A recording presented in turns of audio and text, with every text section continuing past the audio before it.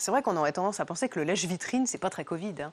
Mais c'est la ruée sur le shopping depuis mercredi dernier. On a les premiers chiffres de fréquentation des magasins. C'est énorme. C'est énorme. Ce sont des hausses à 2 chiffres, voire 3 chiffres. Alors, par exemple, Alliance du Commerce, qui regroupe 760 grandes enseignes, dont Zara, par exemple, ou le Printemps, indique que le 19 mai 2021, la hausse est de 155%. Comparé au 19 mai 2019. Une autre fédération, Procos, qui regroupe des enseignes de commerce spécialisées, a observé 46% de hausse des ventes depuis le mercredi 19 mai jusqu'au dimanche 23. Enfin, ces chiffres sont à peu près les mêmes. Partout à la Fnac, par exemple, on observe que les ventes de BD et de manga ont explosé parce que le pass culture a été généralisé à tous les jeunes de 18 ans. C'était vendredi dernier. Alors, les grandes tendances, c'est les vêtements d'enfants. Ça, c'est vraiment le boom absolu. Ils ont pris une taille pendant le confinement. Exactement. Les télés aussi, parce que l'euro va arriver. La reprise est généralisée, qu'on parle des centres-villes, des centres commerciaux périphériques, partout, ça explose, dans le bon sens. Hein. Et puis il y a eu pas mal d'autorisations pour ouvrir le dimanche, pour ceux qui le pouvaient, qui le voulaient.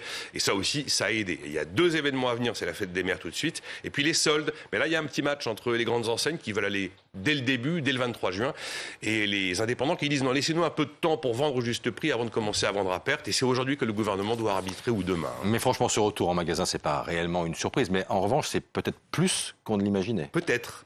On peut espérer plus. Effectivement, il y a un rattrapage. Ça commence à se tasser, là, une semaine après. Enfin, c'est encore très vif. Mais il y a un rebond de la consommation réelle pour le second semestre. On savait que si on rouvrait l'économie, bizarrement, on pouvait à nouveau commencer à consommer là où ça n'était pas possible.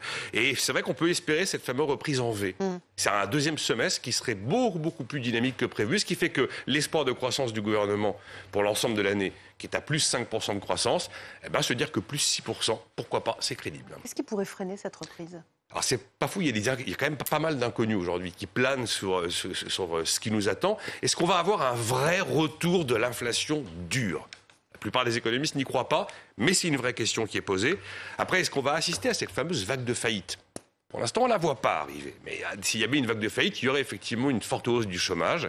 Et donc, derrière, est-ce que c'est le réflexe d'épargne qui risque de l'emporter ou pas ? Voilà à peu près les inconnus.